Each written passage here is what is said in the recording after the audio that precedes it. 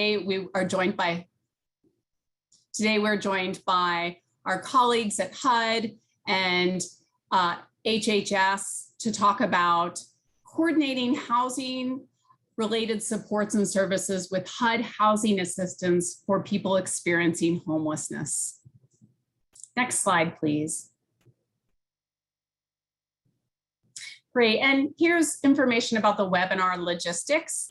So this session is being recorded and the recording will be shared at this following link.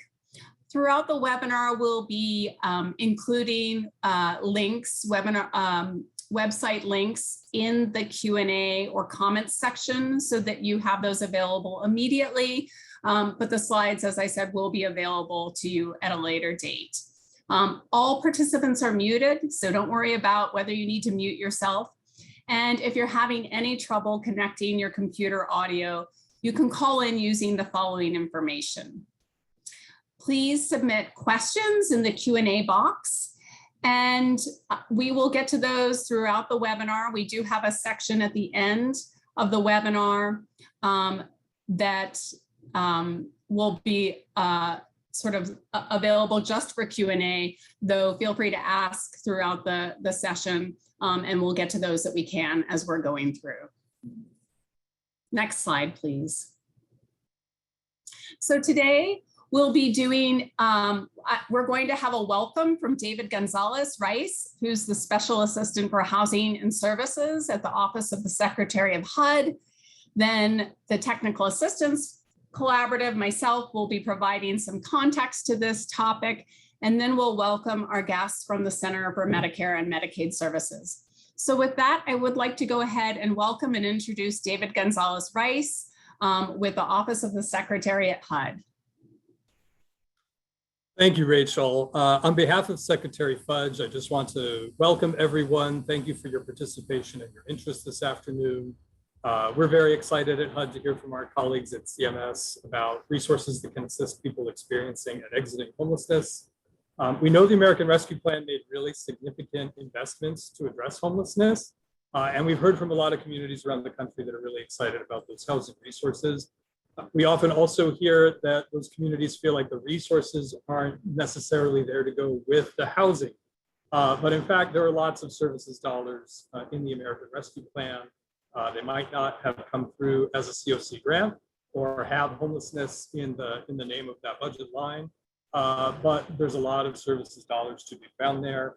And the Rescue Plan's investments in FMAP and some of the resources we'll be hearing about today are just some of them. So Medicaid and FMAP, they do come with some logistical things to work out, but the potential scale here is really game-changing and significant.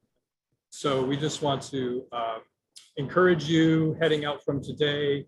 If you don't know your Medicaid director, your state Medicaid director, get to know them, make that introduction, make sure they know about the significant opportunity that we all have and what a difference these service dollars can do to reach Medicaid beneficiaries who are experiencing homelessness or exiting homelessness and to make a difference in the impact on healthcare systems and Medicaid costs around the country.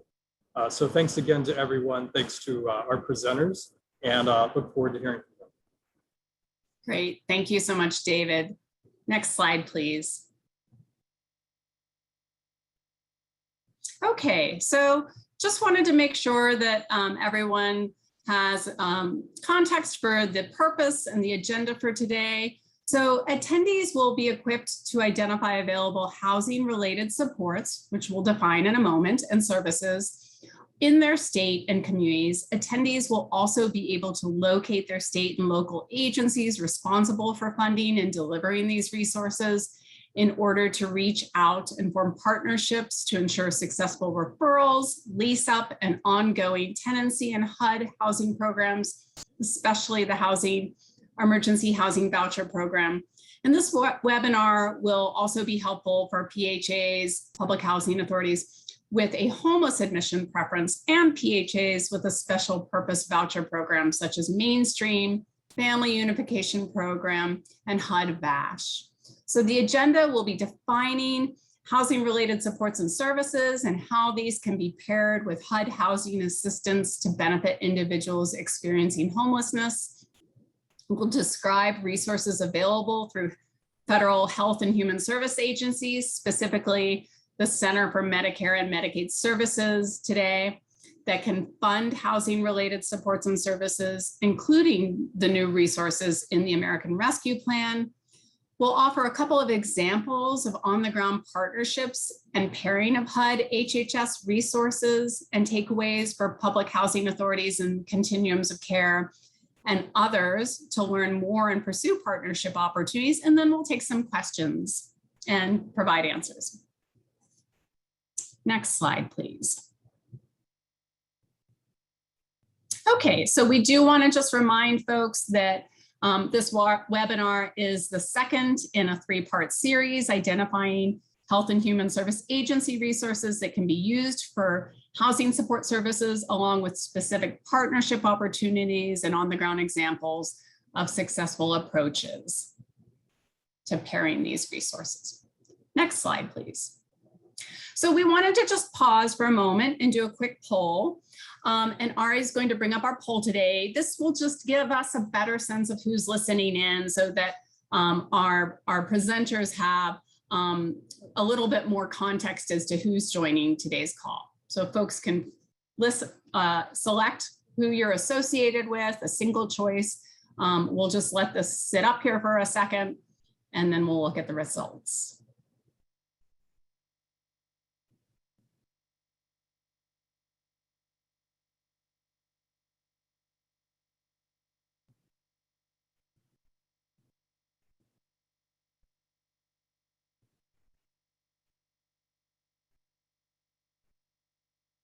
All right. So it looks like about 24% are with public housing agencies, 28% are with continuums of care, 3% with victim services, and then 45% with others. So we would love, if you have a moment in the Q&A to just type in the other type of agency that you're affiliated with, and we'll take a look at that at the end. Great. Okay, next slide, please. So now we just want to make sure that we're all sort of on the same page in terms of the language that we're using here when we're talking about housing related supports and services. So these are really sort of comprised of 4 different types of services. The first of which is outreach and engagement referral services. So these are services that help identify and refer people experiencing homelessness to coordinated entry to access housing assistance provided by the CoCs and public housing authorities. Then there are PreTendency services. So these are services that assist people with housing access, such as housing search assistance, landlord engagement and housing navigation, security deposits, supporting prospective tenants with their rent and utility arrears, helping obtain documentation to verify eligibility, move-in assistance and home furnishings. And then housing stabilization services and service coordination are those that help people stabilize in housing and connect them with community-based services. And then finally, this last category would be ongoing tenancy sustaining supports and wraparound services. So these might be services that are offered to people in permanent supportive housing and assist people in being successful tenants, such as ongoing individualized case management, help maintaining one's home with activities of daily living, and with preventing lease violations and care coordination with health and behavioral health systems. Next slide. So in this slide, we have a couple of slides here. We really want to lay out the types of housing related supports and services by population. And so these are just some examples. You can see on the left column, we have population. So if we're looking at, for example, individuals with disabling conditions, you can see the associated needs that they might have, which would be the need for permanent supportive housing, the need for primary and behavioral health care, benefits and entitlement supports, and employment and education supports. And the third column to the from the left, care coordination partners. These would be different partners that it would be important for housing navigators or housing case managers to coordinate with. So street outreach workers, community health centers, behavioral health agencies, supported employment providers, community corrections.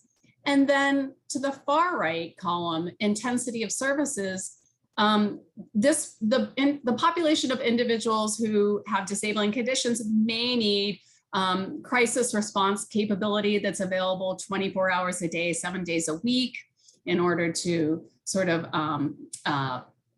de-escalate a critical incident and hopefully avoid unnecessary hospitalizations or encounters with the emergency services, as well as ongoing intensive engagement, tendency supports, and wraparound services. And then if you follow the families column and row, you'll see sort of the assumptions that are made based on family populations. So in addition to primary and behavioral health care benefits and entitlements, likely families may need rental assistance and housing location supports rather than permanent supportive housing. But you'll see that the care coordination partners also include landlords, child welfare, schools, victim services, in addition to some of the others laid out above. All right, next slide, please. And then here we've laid out for youth, similar, the same sort of categories of associated needs, care coordination partners, and intensity of services. Really important for youth to be coordinating with school and education programs, family engagement services, host homes or foster care, juvenile justice or adult corrections, as well as victim service providers, in addition to the others that we've identified. Okay, next slide, please. All right, so this slide, we really wanted to reference the HUD Housing Opportunities. So, as we heard at the beginning of the session, and many of you have heard for several months now, that the Emergency Housing Voucher Program is available through the American Rescue Plan, providing 70,000 housing choice vouchers to local public housing authorities in order to assist the following groups of individuals and families. And I'll let you all take a look at that list of 4.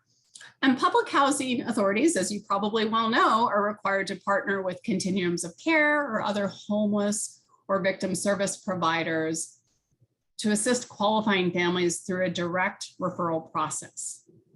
And MOUs between public housing authorities and Continuums of Care and other partners were due on July 31st and were to identify services provided to assist emergency housing voucher applicants and participants, including what is being offered to ensure that referrals are successful.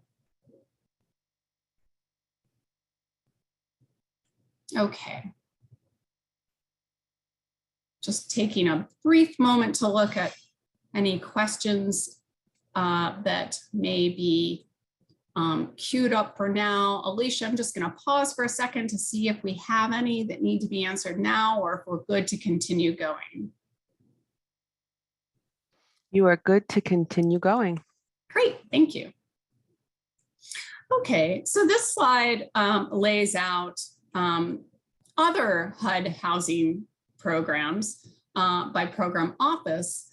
And these are broader range of HUD housing assistance options beyond just the emergency housing vouchers that can be paired with HHS opportunities for funding and delivering housing support services to people experiencing homelessness. So you'll see here that under the Special Needs Assistance Program, there's the Continuum of Care program.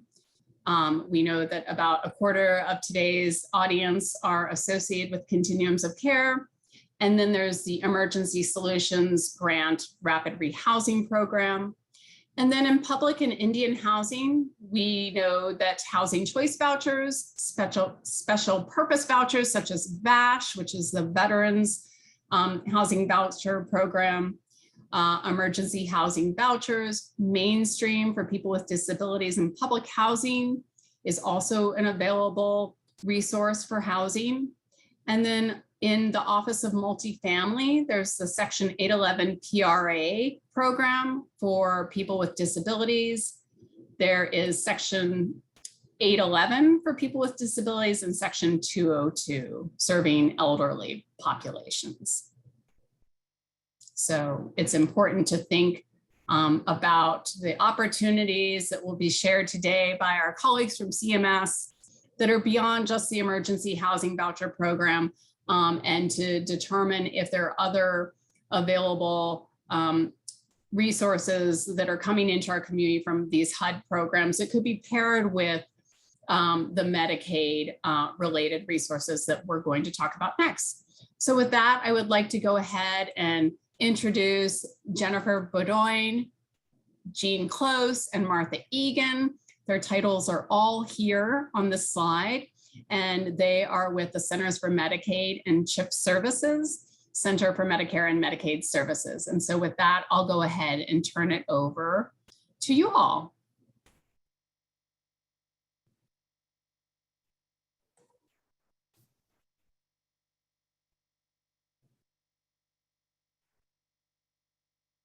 Hi there, it's Jean Close.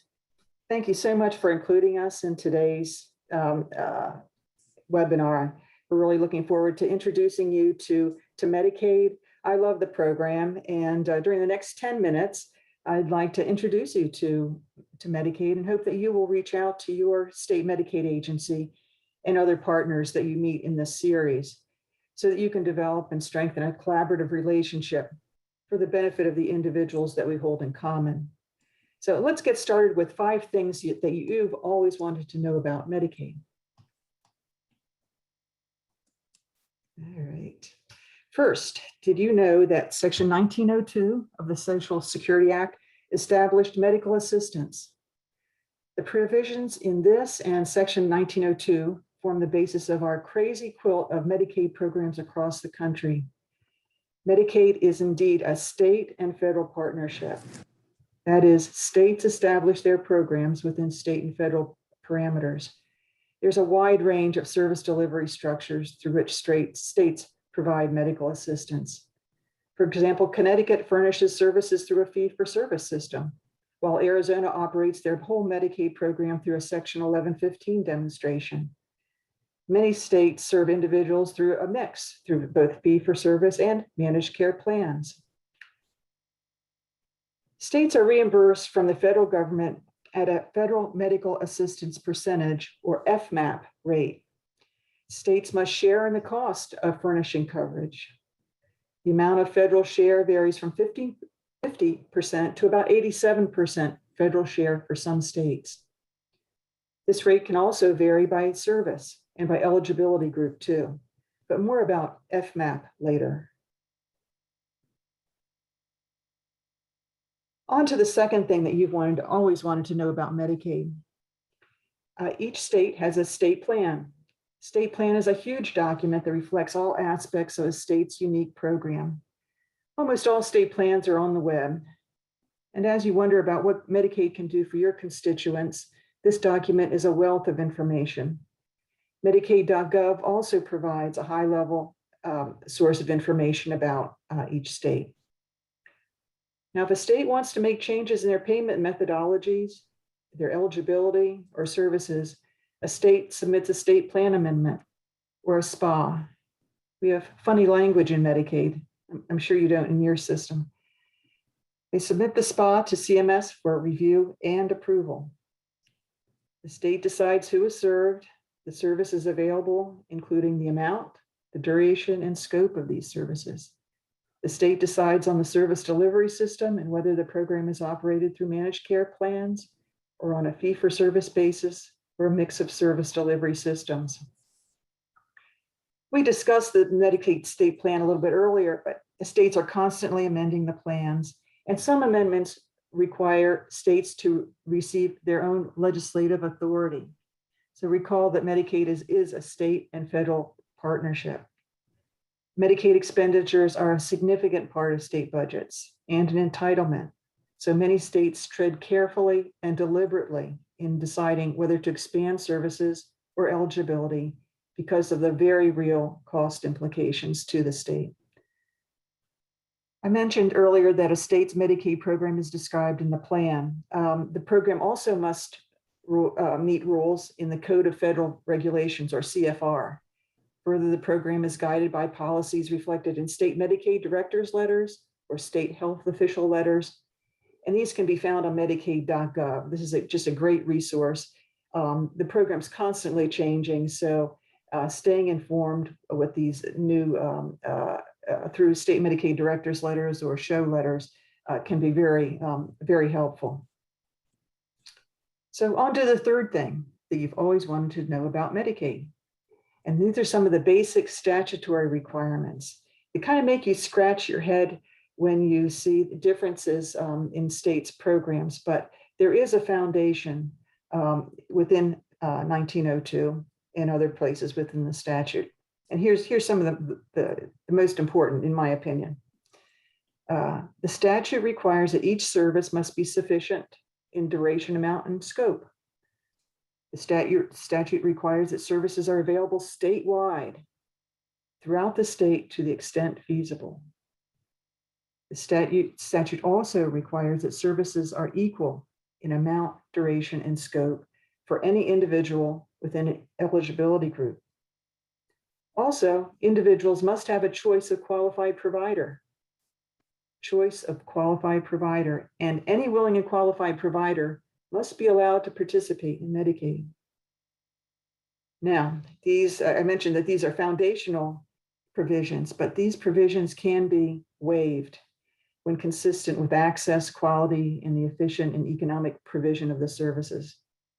Sometimes services have waivers built into the service, such as targeted case management services, which allows a service to be limited geographically or to certain groups or to certain providers for certain populations. But more about waivers later. To talk briefly about Medicaid eligibility. And really, you could spend a whole week talking about each of these topics easily. But this will hopefully this presentation will give you a bit of the language that is used in Medicaid and you may feel a bit more comfortable about working with your partners in Medicaid. So anyway, the fourth fact that you've always wanted to know about Medicaid. To be eligible, individuals must fit into a group.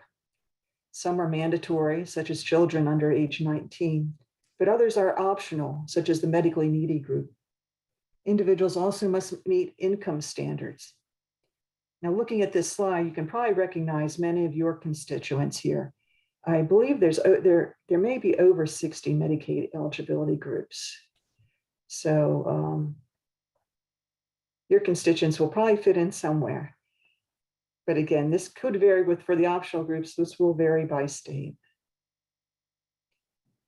Now, here's my favorite aspect of Medicaid that you may have always wanted to know about.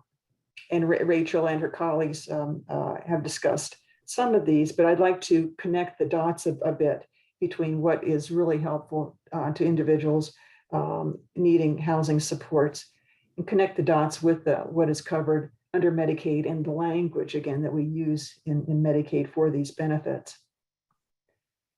This list, and I realize it's microscopic probably for you to review, but I'd like to draw your attention to 1905 of the Social Security Act that does define these services, also at 1915. So those are the official definitions of the services. Also, not too long ago, we put out a state health official letter, a show that talks about the social determinants of health and Medicaid and how Medicaid covers these. And this is a really nice and user-friendly description of many benefits, and especially in relationship to housing services and support. So definitely invite you to take a look at that document. And it will mention it again on one of the last slides we have here today. But I do want to delve into a few of these that may be of special interest to you. On the left-hand column are mandatory services that all states offer. It's quite a broad benefit, but this probably looks a good bit like the kinds of services that we all have in our health insurance plans. But as of special note is EPSDT. We're constantly talking in acronyms here, but this stands for Early and Periodic Screening, Diagnostic and Treatment Services. And this is Medicaid's benefit for children. So children must have available all the services listed in 1905A of the Act, whether they're mandatory or whether they're optional. It's a comprehensive and a critical benefit. Yet I understand that only 60% of children who would qualify for Medicaid are enrolled. So you can help us out. Get children enrolled in Medicaid. Other mandatory services include federally qualified health centers. Many of you are probably very familiar with FQHCs, and also rural health centers that offer a similar array of comprehensive services in communities. Later on today, you're going to be hearing more from Washington State, who's doing some very cool activities with FQHCs. It's a mandatory service. Home health services is also mandatory, includes the services of nurses, home health aides, as well as medical equipment. And of course, these are provided in the home. And optional under that benefit are therapies. Transportation to medical appointments is also a mandatory service. On to home and community-based services. Now, these fall in the category of optional Medicaid services, except for the ones that I just featured a couple minutes ago. But I'd like to spend just a bit of time on this. I'm going to, again, this is going to be a very high level discussion, and it would be great if you would invite us back in some other venue to talk in great depth about these services. But just to give you a flavor, and also to help demystify some of these numbers and letters on this slide as well. I'm going to refer you back again to this the Social Determinants of Health, state health officials letter as well. Personal care services is widely used within our home and community-based services venues.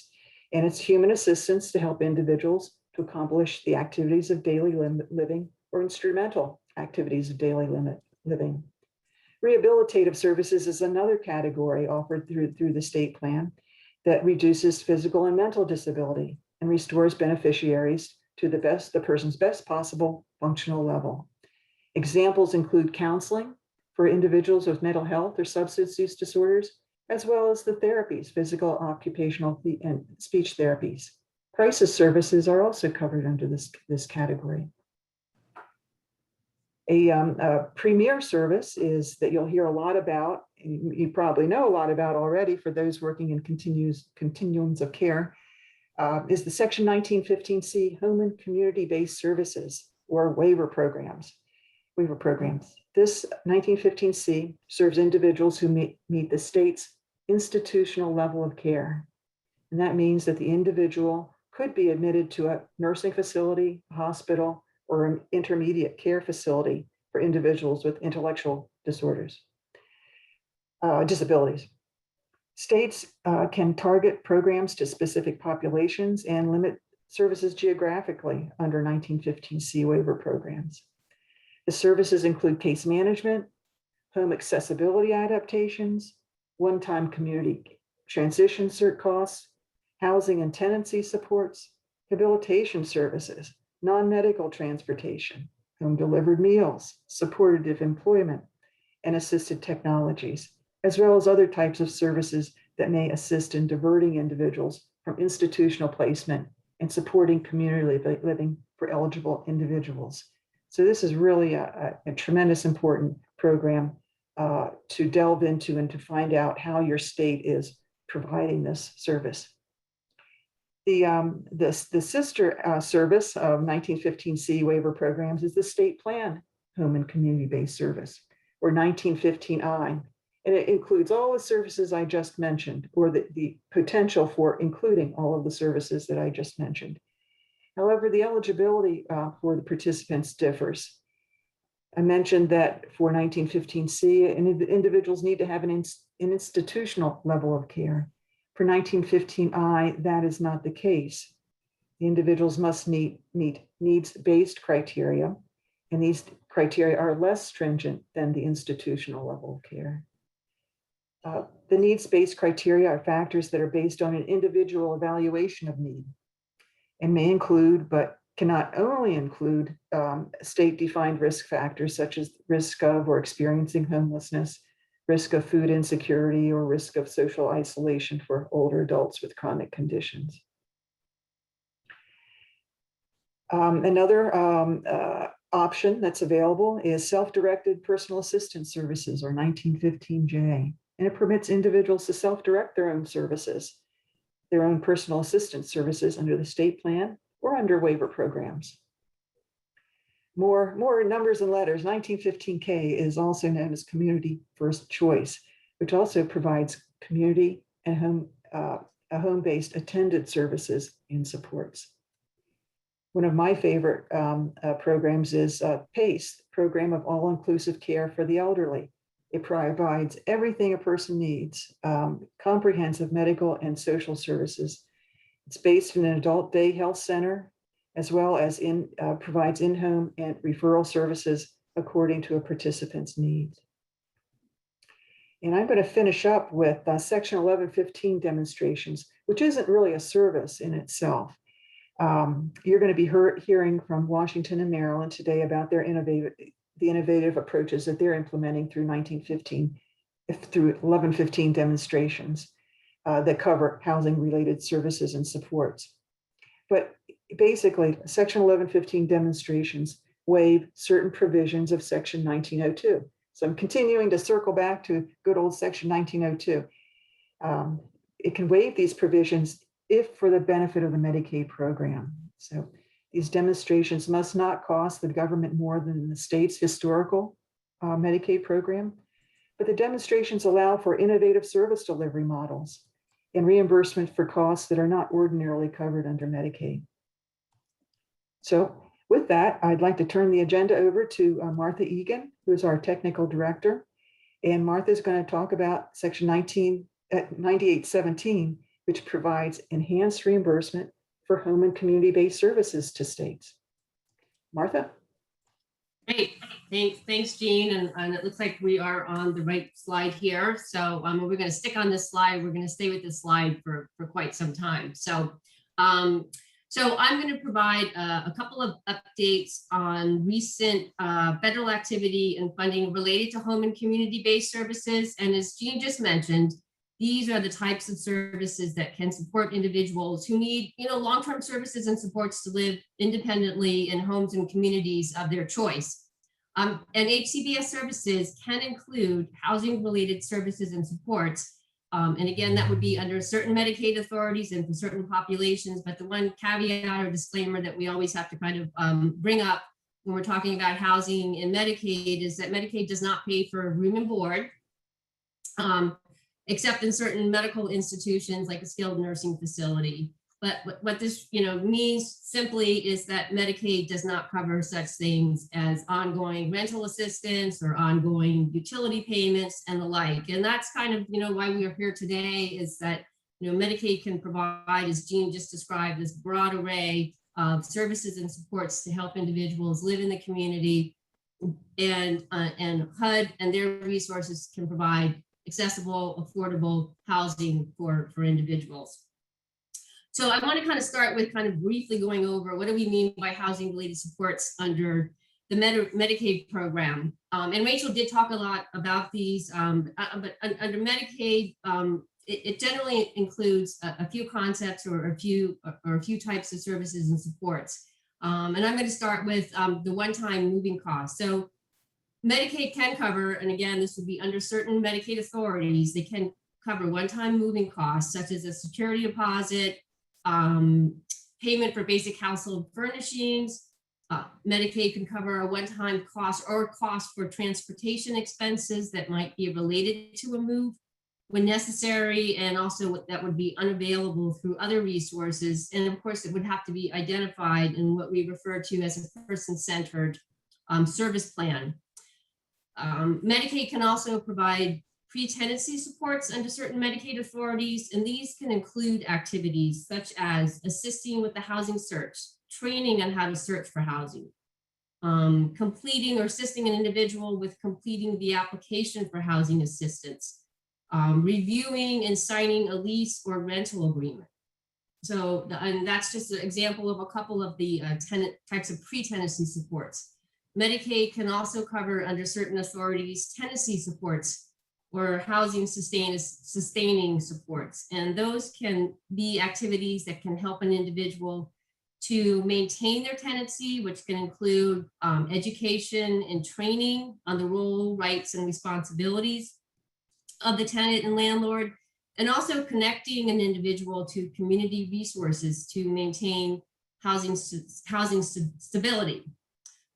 Medicaid can also cover home accessibility supports, which can include things like installing grab bars and wheelchair accessible ramps. And finally, Medicaid can really be a very critical and integral part of a collaboration with other community-based programs, including state and local housing agencies, public housing authorities, and continuums of care. And Medicaid can cover these, can cover certain housing-related supports for individuals who are transitioning from institutional settings, such as a nursing facility, and from non-institutional congregate settings, which could include homeless shelters, to more integrated community-based settings. And again, Medicaid can also cover a broad range of supports and services well beyond, housing-related supports to help Medicaid beneficiaries to achieve community living goals and community integration goals. So what I'm going to do now is talk about what we see here on the slide, and that's two current home and community-based HCBS initiatives under the Medicaid program that really can provide some new opportunities for state Medicaid agencies to collaborate and partner with housing entities and housing resources to help Medicaid beneficiaries transition into affordable and accessible housing, and also gain access to the supports and services that an individual may need to live independently in the community. And the first initiative that you see up here is Section 9817 of the American Rescue Plan Act. And what Section 9817 does, it temporarily increases the federal matching assistance percentage rate, or what we refer to as the FMAP, for qualified states by 10 percentage points for Medicaid home and community-based services for a temporary one-year period between April 1st, 2021 and March 31st, 2022. And to receive this increased FMAP, states have to meet two objectives or two commitments. And one of them is that they must supplement and not supplant the level of state funds expended for HCBS. And secondly, they must implement or supplement the implementation of activities to enhance, expand, or strengthen HCBS, their HCBS systems. And a 10 percentage point increase in a state's FMAP on HCBS services for a one-year period can really amount to some significant funding for states to apply or fund various kinds of activities to really strengthen their HCBS systems. And states have a 3-year period up until March 31st, 2024, to expend the funds to plan for and implement these activities. So what are states doing right now? So right now, around Section 9817, so states right now really are very busy sort of planning initiatives, activities, and programs that are designed to expand, enhance, and strengthen their HCBS systems. And some of these state initiatives are including or do include developing partnerships between health and housing entities and providing supports and services for individuals transitioning into affordable housing. And several states are targeting their activities or some of their programs under Section 9817 to individuals who are experiencing homelessness or perhaps maybe at risk for experiencing homelessness for these programs.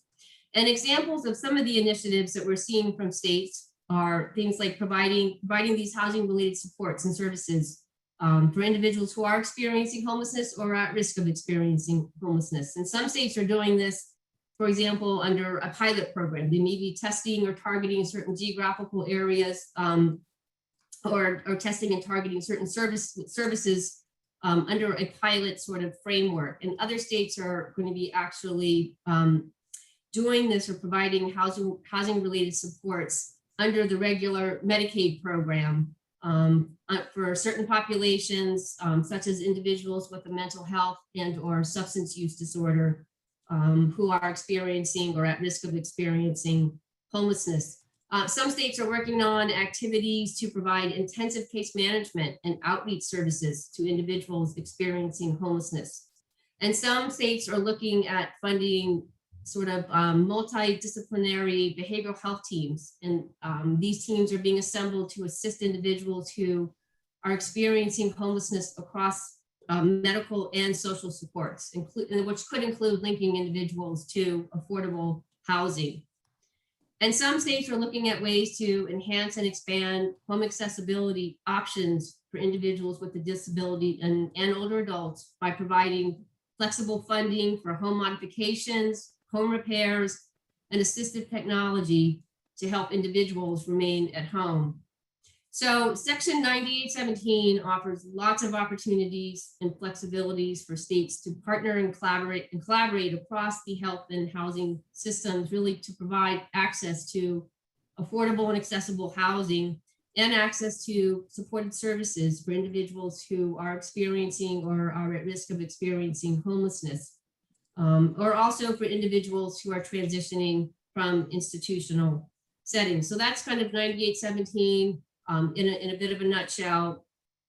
And now we're going to move on and talk a little bit about the Money Follows the Person program, or the Money Follows the Person demonstration program. And this is a long-standing federally funded grant program to support states with rebalancing their long-term care services and support system, and to provide Medicaid beneficiaries who live in institutions or reside in institutions the opportunity to transition to the community.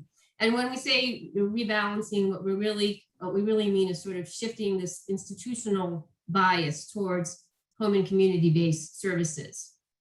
And the MFT program started back in 2008. And since that time, states have transitioned well over 100,000 individuals to the community under the MFT demonstration. And right now there are 33 states and DC who are currently participating in the program. But over the last couple of years, MFT has kind of been operating under a series of sort of short-term extensions, but towards the end of last year, I think in December of 2020, Congress did extend the MFT program through federal fiscal year 2023, which actually will allow states to continue to operate their programs for several more years, I think up through 2027. So the extension of the MFT program under the Consolidated Appropriations Act not only extended MFT, but it also is going to allow new states to join or apply for the demonstration.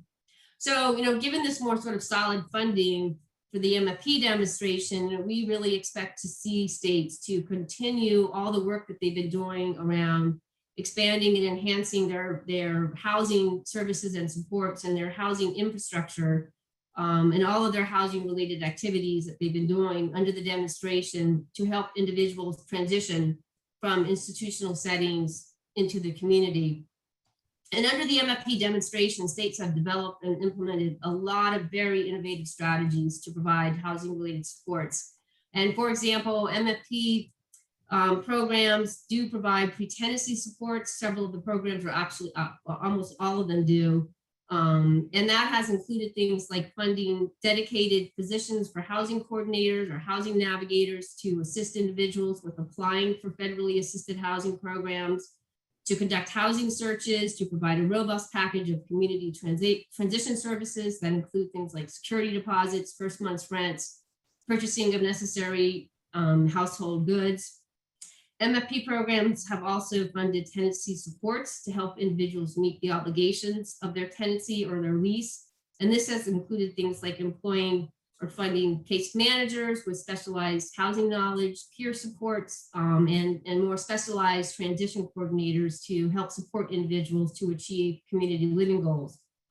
MFP programs have also funded lots of innovative approaches around home accessibility, including not only funding home modifications, but also pursuing things like landlord outreach and engagement efforts to identify accessible housing units and landlord incentives around making units more accessible.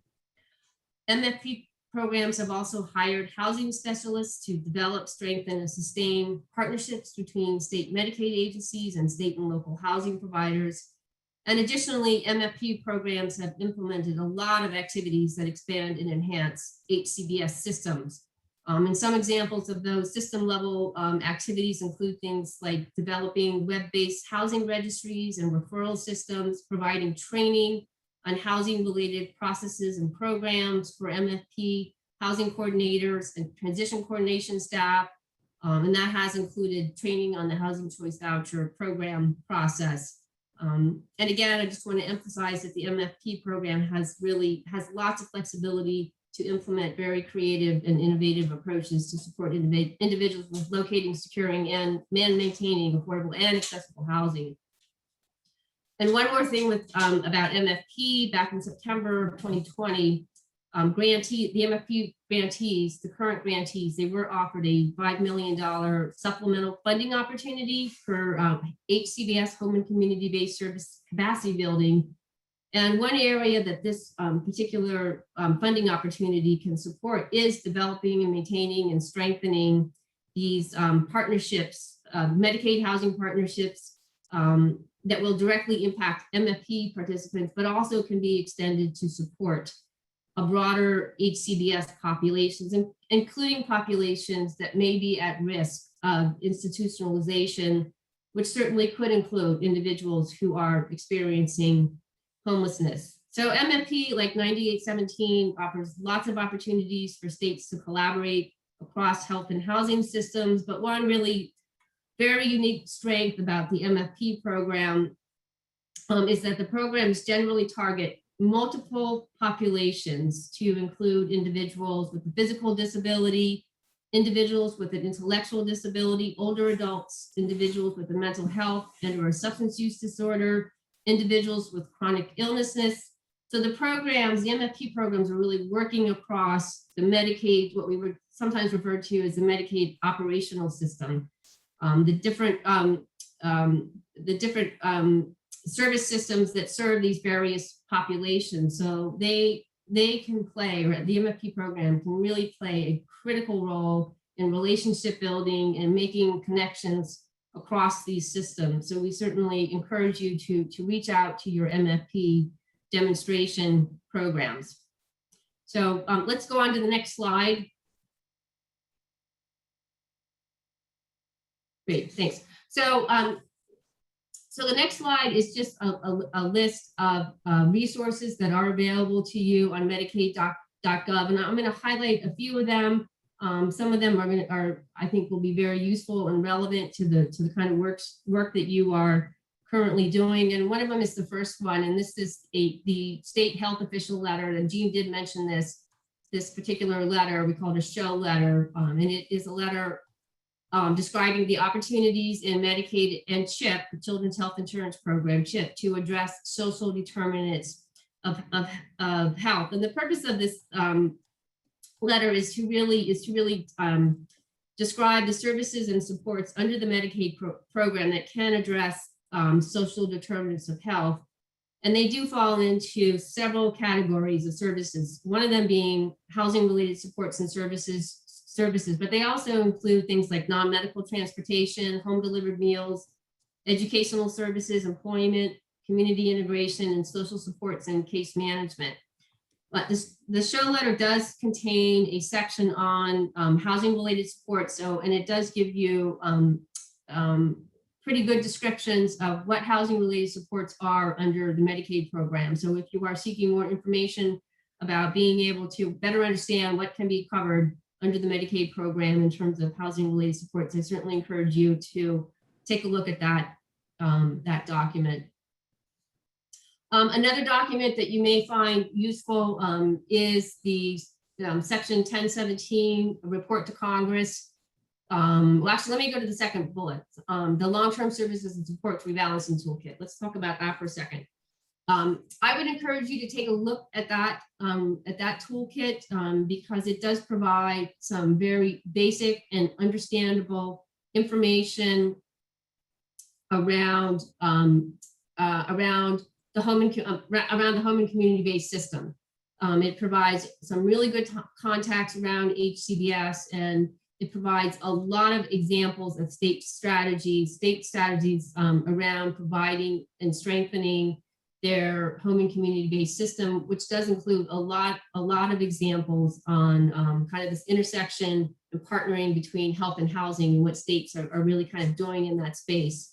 And definitely, encourage you to take a look at that. The other one that I'll talk about real quickly, you may want to take a look at the section 1017 report to Congress. It's a very lengthy report, but it's specifically on providing or looking at innovative state strategies around providing housing related supports under the Medicaid program for individuals with an SUD who are experiencing homelessness. And what it does highlight 5 state examples. So there's 5 case studies in that document or in that report that give you a very good flavor and idea of how a state would implement housing related supports under Medicaid, specifically for individuals experiencing homelessness. And there's also a section in there on Medicaid authorities. If you're seeking more information on what the different Medicaid authorities are and how they can cover housing related supports for individuals who are experiencing homelessness, that may be a resource for you.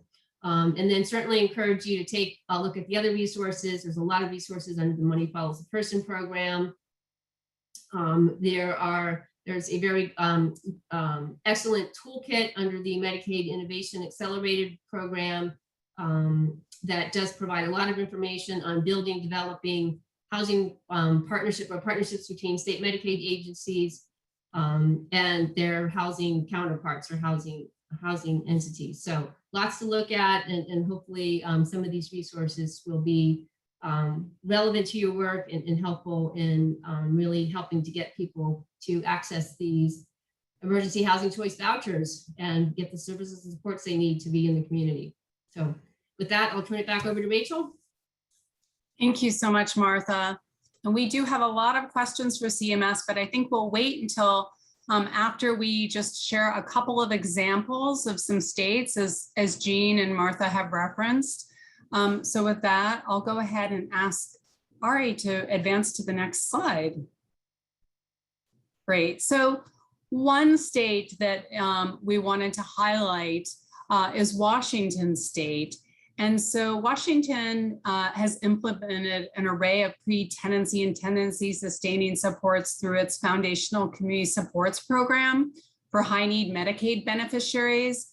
And these services are covered by the state Medicaid program under their section 1115 demonstration. And they began delivering these services in 2018. The primary goal of these services is to promote self-sufficiency and integration into the community and reduce potentially avoidable use of more intensive services by helping individuals with significant support needs obtain and maintain stable housing. To be eligible for these services in Washington State, individuals must meet age criteria, have a behavioral health treatment need or qualifying physical disability, and meet at least one of a series of housing risk criteria that includes chronic homelessness. And in Washington State, an example of one community where they have been able to pair housing with housing related supports would be Yakima Neighborhood Health Services, which is a federally qualified health center that also serves as a healthcare for homelessness provider, and is enrolled as a provider of supportive housing and supported employment under the FCS program. And this program at Yakima Neighborhood Health provides comprehensive integrated service delivery using case managers, outreach nurses, behavioral health service providers, housing specialists, employment specialists, and primary care providers. And they share an integrated electronic health record system to coordinate service delivery for program participants. And then they've engaged in a partnership with Yakima Housing Authority to provide supportive housing services as needed for recipients of all 74 of their allocated emergency housing vouchers. So that's a great example of where we're seeing connectivity between the housing resources and Medicaid related housing support services. The next example, next slide, is in Maryland, and in Maryland's Assistance and Community Integration Services pilot. This is a service expansion initiative of Maryland's Medicaid 1115 Health Choice Demonstration.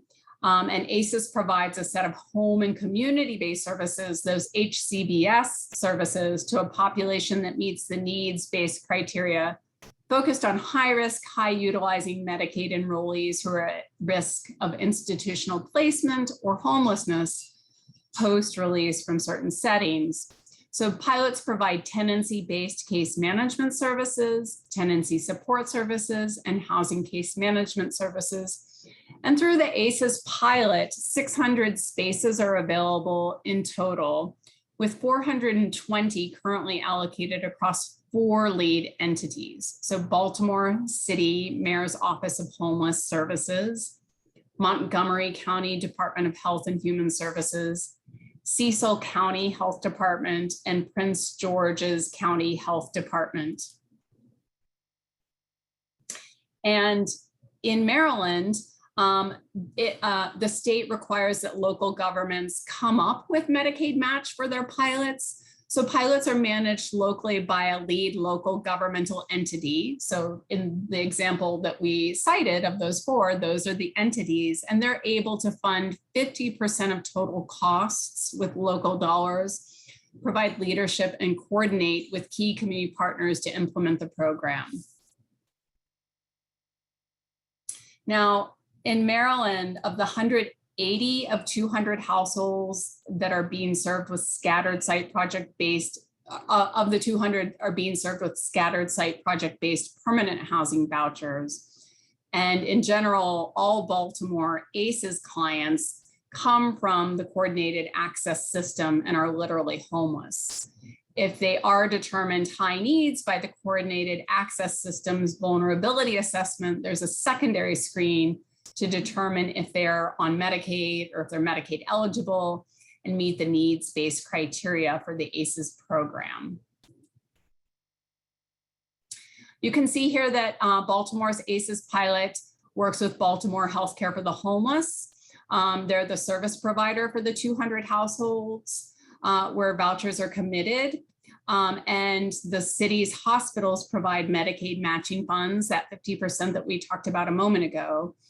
And as a COVID response, 20 high-need older adults were served with rapid rehousing as a temporary alternative to congregate shelter. Services are provided through ACES for those eligible and through rapid rehousing for those who are not. And the 20 rapid rehousing clients that are served will be connected to permanent housing vouchers, many through the Baltimore Housing Authority EHV program. Okay, with that, before we move into questions, I'm just gonna sort of cover these next steps and then we'll have some time for Q&A. So next steps for PHAs and continuums of care and other housing stakeholders. So it's really important to learn how your state Medicaid agency plans to use their enhanced home and community-based service resources and whether housing related supports and services are part of their plans. Then clarify which agencies administer any new as well as existing funds at the local level. So are there behavioral health agencies, managed care organizations, community health centers that are administering these funds? And exploring those kinds of partnerships with those systems and outreaching them to engage them as necessary, informing them of the availability of housing vouchers for their target populations. Behavioral health agencies and community health centers, managed care organizations, they may not be as immediately versed in the available housing related resources funded through HUD that your Continuum of Care PHA have that are available to some of their highest need, high risk patients. And so forging that partnership with them and letting them know that you do have access to these housing vouchers is really significant in helping to build a coordinated collaborative partnership. Next slide, please.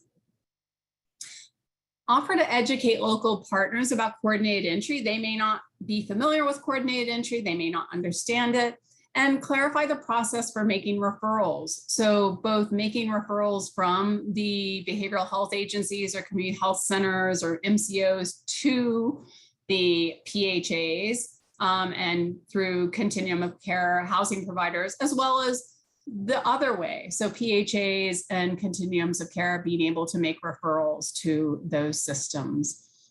Determine how PHAs will prioritize their target populations that may not be involved in coordinated entry, and establish pathways to gain timely access to housing related supports and services for emergency housing voucher recipients.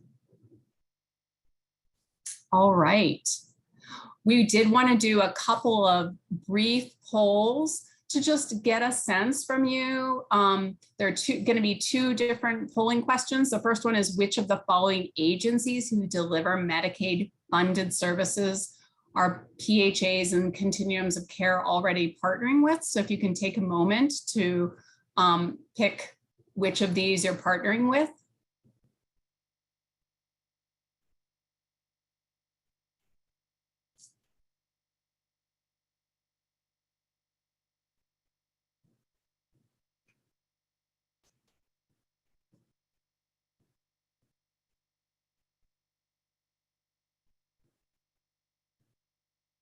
And we'll just look for the results here in a moment. All right, so it looks like 33% of respondents are partnering with behavioral health agencies, 27% with community health centers, and 23% with managed care organizations. And then 17% noted other. And feel free to put that other in the Q&A box, and we can look at that at another time. And then Ari, if we can bring up the next slide. This is a really important question for you all. What have been the greatest barriers to accessing needed housing related supports and services for Medicaid enrolled individuals?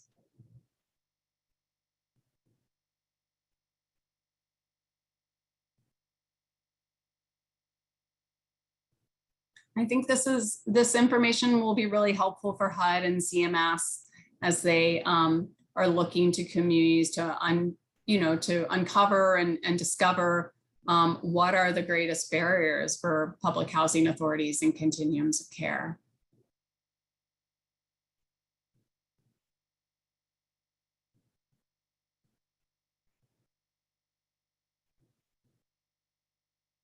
All right, looking at the answers. So lack of funding for services. Today we've highlighted some examples of how states, how public housing authorities and continuums of care might partner with their Medicaid providers in their state to be able to bring services to bear to those housing individuals accessing housing. Lack of provider capacity to deliver services. Individuals you serve don't meet eligibility criteria. I think this is an important, we've got 10% of folks responding to that. Sometimes the eligibility criteria can be pretty confusing. I think we've seen a lot of questions about how do I find out what our state plan covers, and who the service providers are that are offering those services. And so sometimes digging in and discovering a little bit more information about who those partners are will help clarify if in fact people aren't eligible, or if it's just that the eligibility criteria need to be clarified. And then lack of information on where or how to make referrals. So we've got 31% of folks responding that is the greatest barrier. And then 10% individuals are not engaged or interested in receiving services. Again, I think here we sort of understand that as we offer more intensive and community-based services to people who are experiencing homelessness, that we may discover that people are more open to being engaged into services. And then we have 4% who selected other. So we'll close that. Thank you all so much for taking the time to answer those poll questions. And with that, I think we're going to turn to questions now. And I will check in with my colleague, Alicia Woodsby here. I know that we do have a couple of questions that I have flagged. And so let me go ahead and maybe ask these questions of CMS and HUD, and then we'll see what other questions that we have. So one question from an audience member asked if a service provider can still partner with Public Housing Authority and CoCs to offer services if they missed the July 31st MOU deadline. And HUD, would you like to answer that question?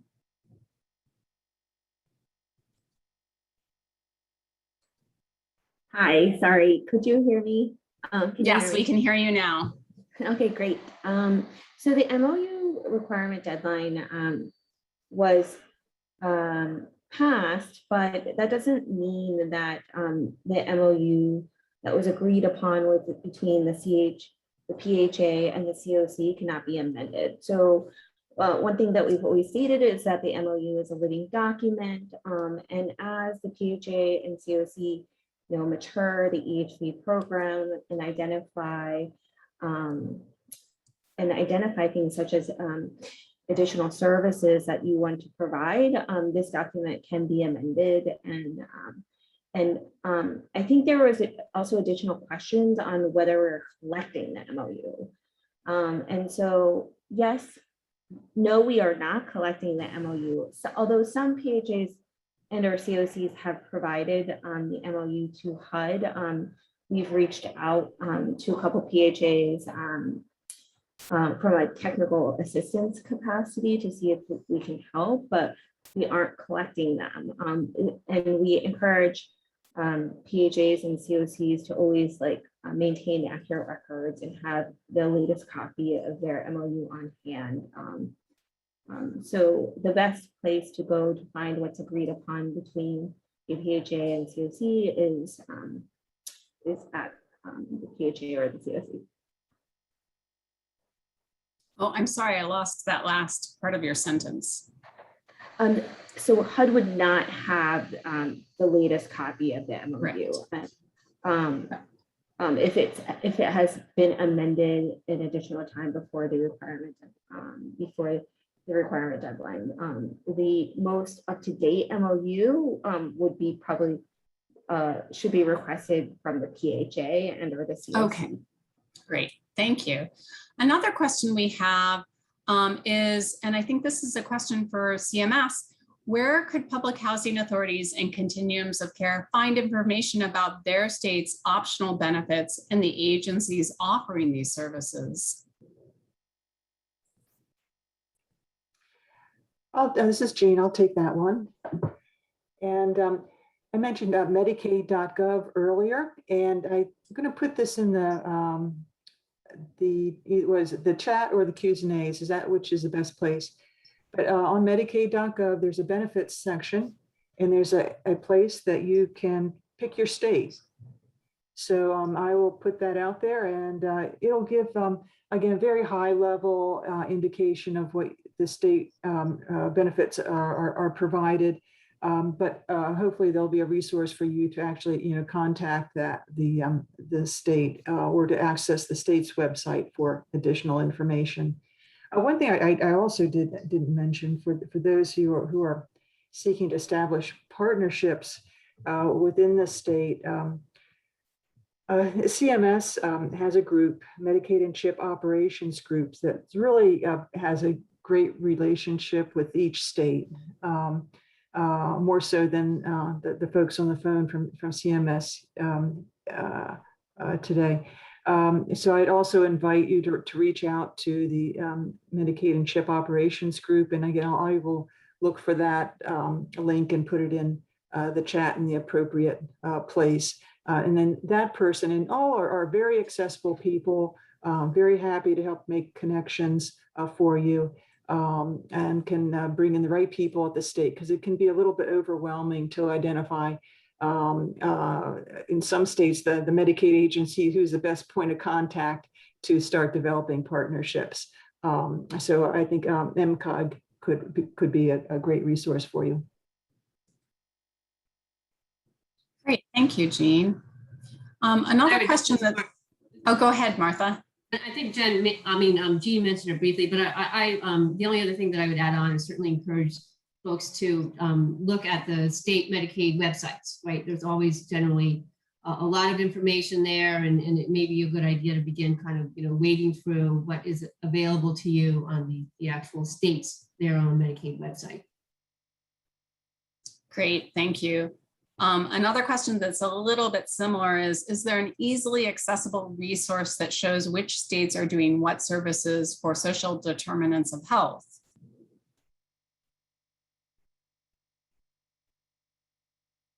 Okay, I'll start off. Again, I think that Medicaid.gov website that has the benefits section would be a useful resource to get that, and also the matching that up with the state health officials letter that's cited on the slide would be, I think, a great and worthwhile exercise to match those two sources out together. Right, and I would just add on, yeah, Jean's right, the state health officials letter, it does include state examples. So you'll get a really nice flavor of what states are doing around social determinants of health under the Medicaid program. Great, thank you. I'm just going to check in with Alicia to see, Alicia, are there other questions that have come through that we'd like to ask?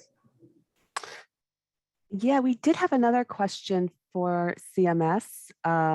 It reads, for increased ARPA FMAP for HCBS, a lot of acronyms there, for increased American Rescue Plan Act, the federal matching assistance program dollars for home and community-based services, wasn't the initial spending plan due in June from the state Medicaid agency? Are there any other benefits in this space for states who didn't apply by the deadline? I think that was for Jen. Hi everyone, this is Jen Bowden. So yeah, I can answer that question. So we actually allow states to request a 30-day extension. A number of states did request that, and all states at this point have submitted, all states plus DC, Washington, DC, have submitted spending plans. A number of those plans are actually still under review with CMS, but I would encourage states to look at the website of your state Medicaid agency. A number of states have posted their spending plans on their website, and CMS will be in the future posting summary information about what is included in state spending plans, although we don't have that information available on Medicaid.gov just yet. Great, thank you, Jen. Alicia, other questions? We do have some questions related to some guidance or best practices around how to engage at a more local level, at a community level. Some questions around ways to bring PHAs to the table and engage them in working collaboratively with Medicaid providers, and also in a scenario where there's multiple managed care plans, how do you work with multiple managed care plans at one time and try to engage and coordinate with the housing system. Great question. Is there anyone from HUD who would like to take the first part of that question about how PHAs can engage? I'm sorry, Alicia, the first part of the question again was how they can engage with providers. How to bring PHAs to the table, to work collaboratively with the Medicaid providers. And that one was specifically for clients, who may not be involved with coordinated entry. They were thinking of justice involved clients. Mm-hmm.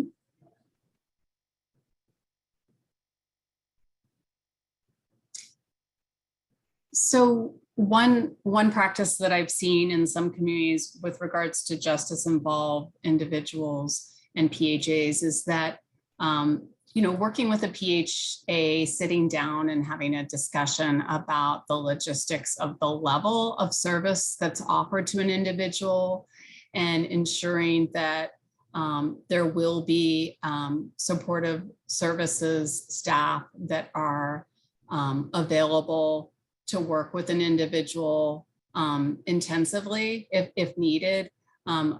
And PHAs sometimes, as many of you know, feel like they haven't always been able to rely on service providers to respond when things go south. Particularly if something's happening in the middle of the night or on a weekend and they're not able to reach agency staff. And so, I've actually, seen in some communities MOUs between service providers serving folks through reentry programming and PHAs that really outlines the level of service that will be offered, the hours in which those services are available, the amount of time that will not be gone over before somebody is able to respond. But if other folks have any additional thoughts on this, I'd welcome them to chime in. Hi, this is Danielle Garcia. I will say that that definitely is a challenge that we recognize. We have a working group in place where we are continuing our relationship and our collaboration with our partners over at HHS, hence the reason why we're hosting this wonderful webinar series for our clients, for PHAs and other constituents, just to really understand how to marry the two services when it comes to health and housing. So we are working actively to build that relationship at the local level and recognizing how important that is.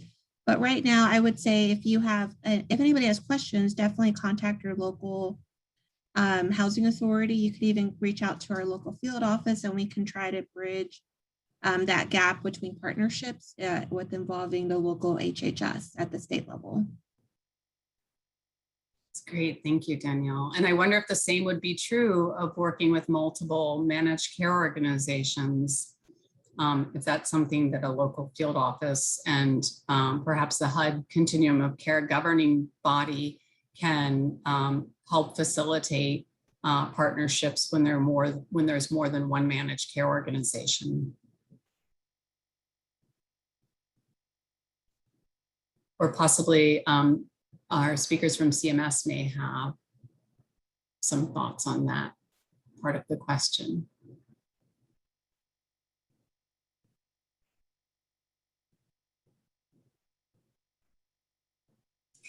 I didn't have anything additional. Jen or Martha? This is Martha. The one thing that kind of popped in my mind is if you're seeking information around home and community-based services, at a very individual level in the community, or trying to identify providers in that space, to reach out to your aging and disability resource centers, ADRCs, or your AAAs, your area agencies on aging. And sometimes, or many of those organizations have what are called no wrong door systems, where you can go there to get information on long-term services and supports and home and community-based services. I don't know if that directly is really going to be, facilitate or foster those partnerships that are needed, but certainly as a place to go to identify what kind of resources and potentially who are the providers that are providing some of those resources might be available to you through those networks. Thank you, Martha. Another question we have is, how does a person know if they are eligible for the Money Follows the Person program? I'll jump in real quick. Well, so the Money Follows the Person program, there are some eligibility criteria for the program. And one, I'll start with that. There are 33 states in the District of Columbia that are participating in the program, and you can go on to the Medicaid.gov MFT website to identify the states that are participating in the program.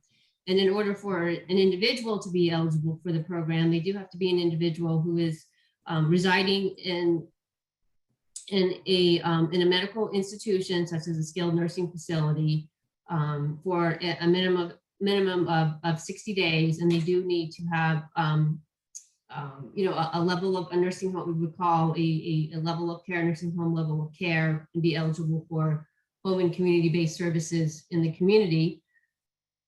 They through the MFT demonstration program, there will be outreach support if somebody is in an institution and they do identify that they are interested in returning to the community. That's kind of where they would start, right? And identifying that need inside an institution and make that determination on whether an individual is eligible for the MFT program. But those are some minimum criteria that are out there for MFT eligibility. Thank you.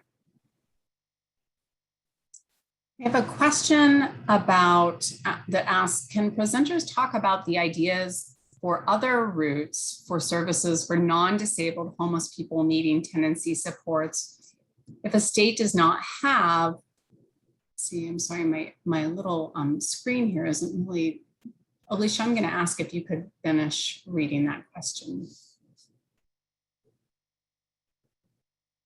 And you're on mute. Thank you. Thank you. Sure, let me just scroll back up.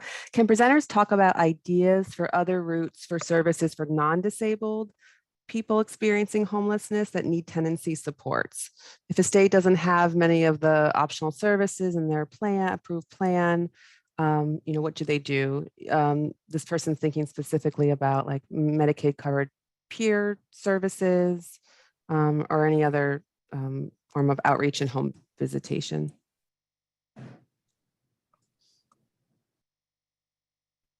I could start off and then Martha or Jen can add to what I have to say on that. So individuals who are homeless could be Medicaid eligible. So I think the first step is providing assistance or identifying an entity that really can help someone become Medicaid eligible. One resource, and then others on the phone may also suggest where that assistance may come from, but federally qualified health centers many times have a great capacity for negotiating and dealing with eligibility concerns and issues. So that homelessness should not be a barrier to accessing Medicaid eligibility. That opens the door, of course, and then an individual who has a need, medical need that rises to the level of either the home and community-based services level of care for an institution would be able to qualify for the state's 1915C waiver programs. I mentioned a wide range of services that varies by states. Not all states have a comprehensive menu of services within the program, so keep that in mind. But that level of care would be necessary. The 1915I program is the statewide, state plan HCBS program. It's less stringent level of care requirements. It doesn't actually have facility level of care requirements, but there's other needs requirements. So that's another possibility. Again, if a state furnishes 1915I state plan HCVS services. So that said, but again, if someone is Medicaid eligible and in states that cover the adult group, there is a full range of Medicaid services. You notice the list of mandatory services. They'd be able to receive those services, and what is ever is in the plan that the state offers for the adult group as well. But others, Martha and Jen, would you have anything else to add? The only thing I would add is that states can, under Section 9817, with the additional 10% in the federal medical assistance percentage, that additional funding that they're getting, the states could use that money to expand the services that are available, as well as to cover additional services for additional populations. And so, you know, I would really encourage folks to reach out to their state Medicaid agency and, you know, talk to them about the things that they think are important for the Medicaid beneficiaries or individuals who could potentially qualify for Medicaid. We are encouraging states very strongly to engage with stakeholders in terms of the types of activities that are in their plans. And, you know, as Martha mentioned, a lot of states are still in the planning phases. So I think there's, you know, lots of opportunities for states to make adjustments to what's in their plans, to add additional activities, to, you know, modify the things that they've requested. And so I think there's, you know, lots of opportunity for stakeholders to reach out to the states and to talk about what they think is important. Thank you so much, Jean and Jen. Alicia, I see that we have a little bit less than 2 minutes left. Are there any short final questions we'd like to ask of our panelists? Maybe as a last question, we did have one for CMS that was, just trying to scroll back down to it, related to respite. Why is this not letting me? Just 1 second.